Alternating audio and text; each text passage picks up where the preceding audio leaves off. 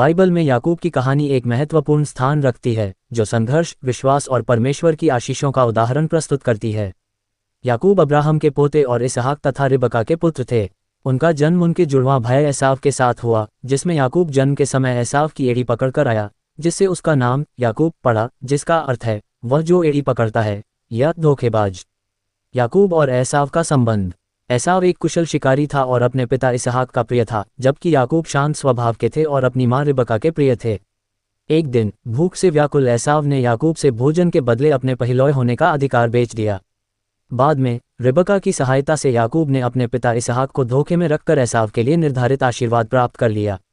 इससे एसाव क्रोधित हो गया और याकूब को अपनी जान बचाने के लिए हारान भागना पड़ा।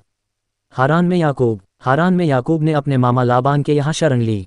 वहाँ उन्होंने लाबान की छोटी बेटी राहेल से प्रेम किया और उससे विवाह करने के लिए 7 वर्ष तक सेवा की। हालांकि लाबान ने धोखे से पहले अपनी बड़ी बेटी लिया से याकूब का विवाह करा दिया। इसके बाद याकूब ने राहेल से विवाह करने के लिए और 7 वर्ष सेवा की। इस प्रकार याकूब की 2 पत्नियां बनी, जिनसे उनके 12 पुत्र हुए, जो इसराइल के 12 गोत्रों के पूर्वज बने। परमेश्वर के साथ याकूब का संघर्ष। अपने परिवार के साथ कनान लौटते समय याकूब ने यब्बोक नदी के किनारे एक रात परमेश्वर के दूत के साथ मल्लयुद्ध किया। इस संघर्ष के दौरान याकूब ने परमेश्वर से आशीर्वाद की याचना की।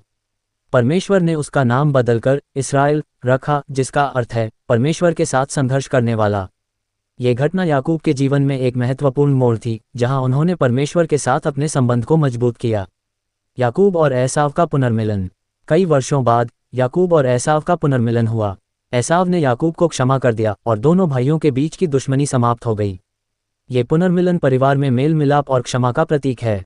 याकूब की कहानी हमें सिखाती है कि जीवन में संघर्षों और चुनौतियों के बावजूद विश्वास और धैर्य के माध्यम से परमेश्वर की आशीषें प्राप्त की जा सकती हैं। ये कहानी हमें परिवार, प्रेम, विश्वासघात, संघर्ष और अंततः मेल मिलाप के महत्व को समझने में मदद करती है। अधिक जानकारी के लिए सब्सक्राइब टू माय चैनल।